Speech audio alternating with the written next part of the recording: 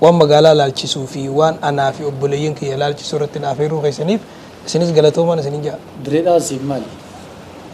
Dirree Dhawaan naaf magaalaan Dirree Dhawaa anaaf ana duratti baadiyyaatti dhaladhee baadiyyaa guddadhee magaalaan inni dura dhufee waggaa 13 keessa jiraadhee magaalaa Dirree Dhawaati.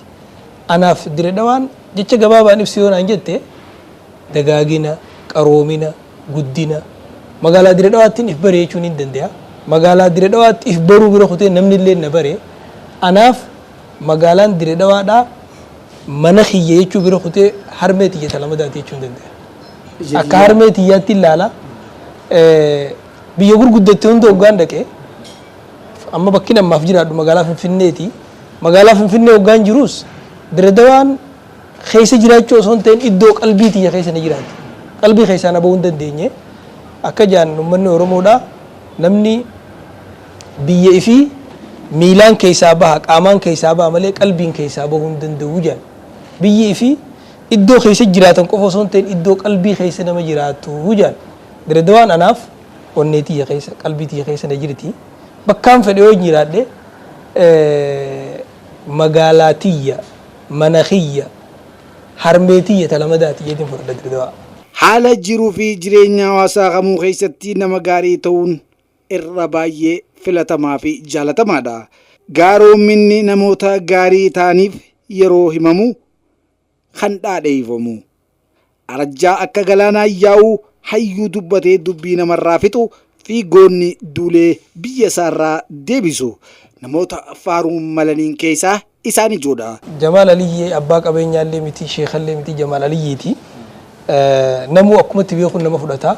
Ha qabeenya si bira beeku abbaa qabeenyaa si fudhata. Ha beekumsa si bira beeku sheekas si fudhata.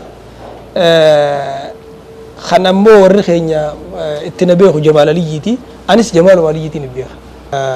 Diinagdeen akka shari'aa islaamaattis akka jiru jireenya keessatti beeynuttis Rabbiin Quraana keessatti ولا تؤتوا السفهاء أموالكم التي جعل الله لكم قياما جاء هوري ربين اتين دابچو في سني خنه غوو كنتنين بليسنا جاء وغا كنا جو ربين ورمو نمو كجتو نمني قبيني قبو نما ميلا سدي قبو جا ميلا سدي نمني قبيني قبنه نافا جت ورمو قبيني نما في المنامات ميلا سدفاتي قبيني غرو وين تدغيني ija wahiin itti argani sammuutti wahii yaadani nama waa qabuu waa yaada nama waa qabuutu waa hubata sammuutti wahiin hubatani jechuun ni dandeema. Qabeenyamma namni gahee qabeenya qabu hin beekne bu'aa qabeenyaa namni hin beekne qabeenya akkatti ilaalu waan tirfii akkatti ilaaluu danda'a.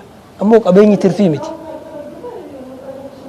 Qabeenyi jireenya namaaf ilma namaatiif jireenya jechuun waan isaan malatti ilmi namaa jiruu tanaaf المال والبنون زينة الحياة الدنيا. ترى أن النبي يخوك أبو دينك جد جتشمان دينك جيجو خم بكرة فولا مي دينك جه جتشو بر دينا وجه والكتات هي جتشو